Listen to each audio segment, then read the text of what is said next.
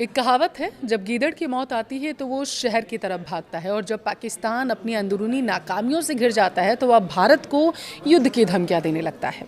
हाल ही में पाकिस्तान के पूर्व विदेश मंत्री ने इस्लामाबाद से बैठकर भारत को एक गीदड़ भभकी दी है। धमकी ये कि अगर सिंधु नदी पर पाकिस्तान की मांगे पूरी नहीं हुई तो वो भारत के खिलाफ युद्ध छेड़ देगा।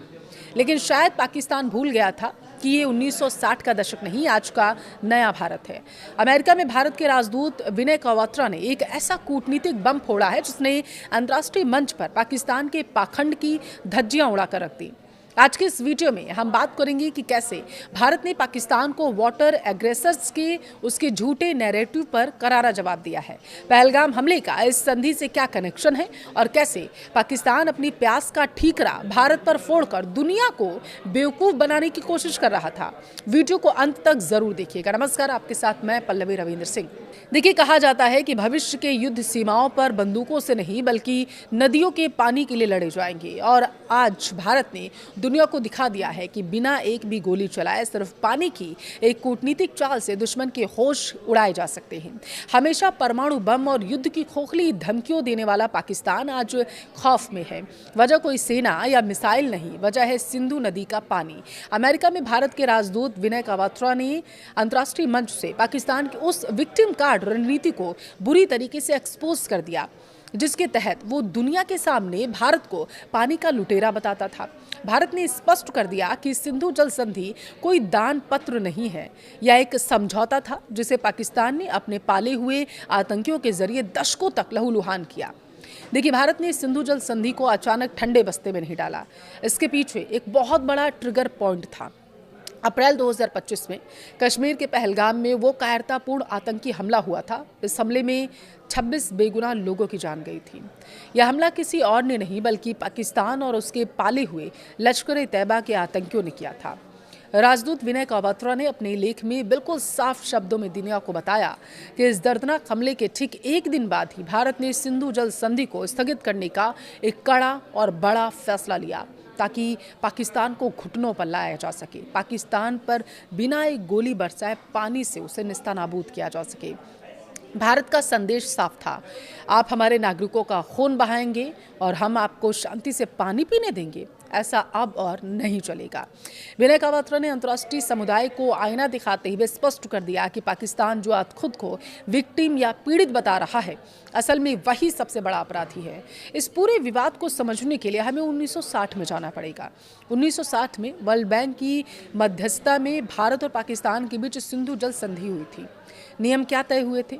सिंधु बेसिन की 6 नदियों को बांटा जाएगा। 3 पूर्वी नदियां रावी, ब्यास और सतलुज का कंट्रोल भारत को मिलेगा। इस संधि की सबसे बड़ी बुनियाद इसकी प्रस्तावना में छिपी थी। वो बुनियाद थी सद्भावना और मित्रता की। भारत ने हमेशा सद्भावना के तहत इस संधि का पालन किया, लेकिन 22 अप्रैल 2025 को कुछ ऐसा हुआ जिसने भारत के सब्र का बांध तोड़ दिया। कश्मीर के पहलगाम के पास स्थित खूबसूरत वेस्टर्न वैली में लश्कर-ए-तैयबा के छद्म गुट द रेजिडेंट फ्रंट यानी TRF के आतंकियों ने एक बेहद ही कायरतापूर्ण हमला किया। इन आतंकियों ने चुन चुन कर गैर मुस्लिम पर्यटकों को निशाना बनाया था। उन्होंने पर्यटकों से उनका धर्म पूछा, 26 बेगुनाह लोगों को गोलियों से भून दिया, उन्हें मौत के घाट उतार दिया था। मृतकों में 25 पर्यटक और एक कश्मीरी नागरिक शामिल था।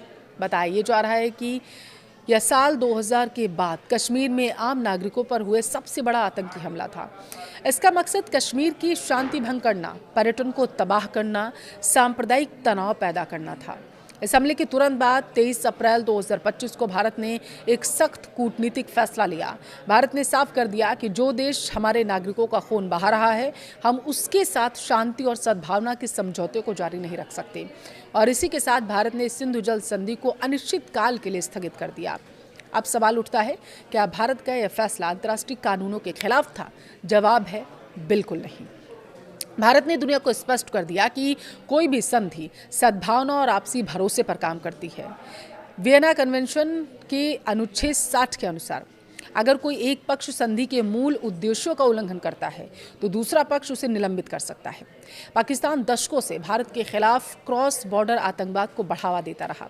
इतना ही नहीं, जब भी भारत ने जम्मू कश्मीर के विकास के लिए पश्चिमी नदियों पर अपने वैध हाइड्रो पावर प्रोजेक्ट्स जैसे कि किशन गंगा या फिर रातले हो गया इन्हें बनाए, पाकिस्तान ने जानबूझकर उनमें कानूनी अड़ंगे लगा दिए। भारत का स्टैंड साफ है, हम किसी भी संधि को मानेंगे लेकिन आतंकवाद की कीमत पर नहीं। भारत ने पानी नहीं रोका बल्कि उस सहयोग और कमीशन की बैठकों को रोक दिया जो इस संधि को चलाती थी। पाकिस्तान आज दुनिया के सामने वाटर विक्टिम बनने का नाटक रच रहा है। वह कहता है कि भारत पानी को हथियार बना रहा, लेकिन असलियत यह है कि पाकिस्तान को जितना पानी मिलता है उसके खराब इंफ्रास्ट्रक्चर के कारण उसका 1/3 हिस्सा रास्ते में ही बर्बाद होकर समुद्र में मिल जाता है। भारत ने दशकों तक एक बड़े भाई की तरह इस संधि का ईमानदारी से पालन किया था, लेकिन पाकिस्तान ने बदले में क्या दिया? राजदूत कावात्रो ने लिस्ट गिनाते हुए बताया, पाकिस्तान ने भारत के सीने पर 1965, 1971, 1999 के युद्ध थोपे, संसद पर हमला किया, मुंबई 26/11 अटैक हुआ, पठानकोट, उरी, पुलवामा और फिर पहलगाम। पाकिस्तान प्रायोजित इन आतंकी हमलों में भारत ने अपने 40,000 से ज़्यादा नागरिक खोए हैं। पाकिस्तान की साजिश सिर्फ गोलियों तक सीमित नहीं रही थी। संधि के तहत भारत को पश्चिमी नदियों पर भी run for the river hydro electric project यानी कि बिजली बनाने के लिए डैम बनाने का अधिकार है। लेकिन जब भी भारत ने कश्मीर के विकास के लिए कोई प्रोजेक्ट शुरू करना चाहा वहां पर, तो पाकिस्तान ने उसे नौकरशाही, अंतर्राष्ट्रीय अदालतों के कानूनी दांवपेचों में उलझा कर रख दिया। यही नहीं, पाकिस्तान ने इन प्रोजेक्ट्स पर काम कर रहे इंजीनियर्स और मजदूरों पर भी आतंकी हमले करवा दिए ताकि भारत कभी अपने कानूनी अधिकारों का इस्तेमाल कर ही ना पाए। और इसी बात को राजदूत कावात्रा ने एक बार फिर से उठाया। पाकिस्तान को किस तरीके से करारा जवाब दिया गया वो इससे साफ पता चलता है। राजदूत कावात्रा ने इन मुद्दों को उठाया और पीएम मोदी के उस ऐतिहासिक बयान को एक बार फिर से दोहराया जिसे आज भारत की विदेश नीति का मूल मंत्र मान लिया गया। आतंक और बातचीत साथ साथ कभी नहीं चल सकते। आतंक और व्यापार साथ साथ नहीं चल सकते और पानी और खून एक साथ नहीं बह सकते। जब पाकिस्तान ने सद्भावना ही खत्म कर दी तो भारत इस एक तरफा समझौते का आखिर बोझ क्यों उठाता रहेगा?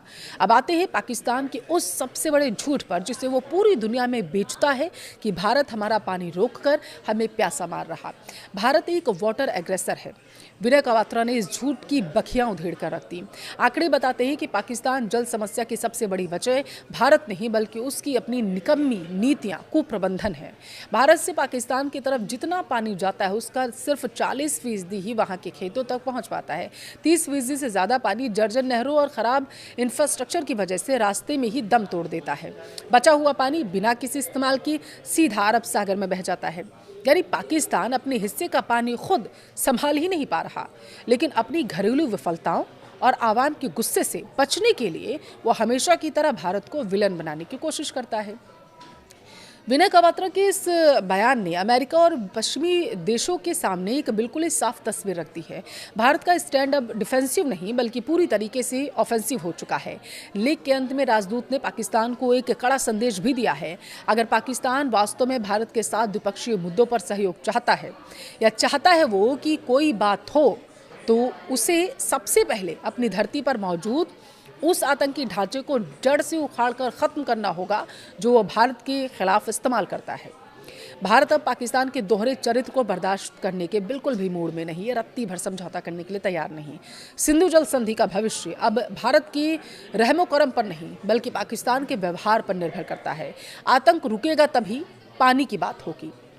विनय कावात्रा के इस कड़े जवाब का निष्कर्ष क्या निकलता है? अगर आप समझना चाहें तो देखिए, पाकिस्तान के आवाम को भारत प्यासा नहीं मार रहा बल्कि उनके अपने हुक्मरान अपनी अपनी सेना और अपना अपना सिस्टम खोखला कर चुके हैं, उन्हें प्यासा मार रहे हैं और इसकी वो जवाबदेही लेना नहीं चाहते।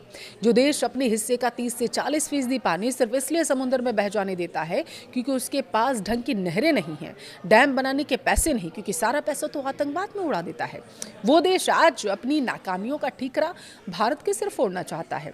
भारत ने 6 दशकों तक धैर्य रखा, लेकिन हर संधि का एक एक्सपायरी डेट भी होता है, खासकर तब जब दूसरा पक्ष समझौते के कागजों का इस्तेमाल आतंकियों को पनाह देने के लिए कर रहा हो। भारत का संदेश दुनिया और पाकिस्तान के लिए बिल्कुल साफ है। अपनी आदतें सुधारो या फिर अपने खेत सूखने का इंतजार करो। भारत अब रक्षात्मक कूटनीति से बाहर आ चुका है, बाहर निकल चुका है। वो आपको क्या लगता है? क्या भारत का यह वाटर अग्रेसर पाकिस्तान की आतंकी कमर को तोड़ने के लिए काफ़ी है, या भारत को अब इस संधि को हमेशा के लिए फाड़कर फेंक देना चाहिए?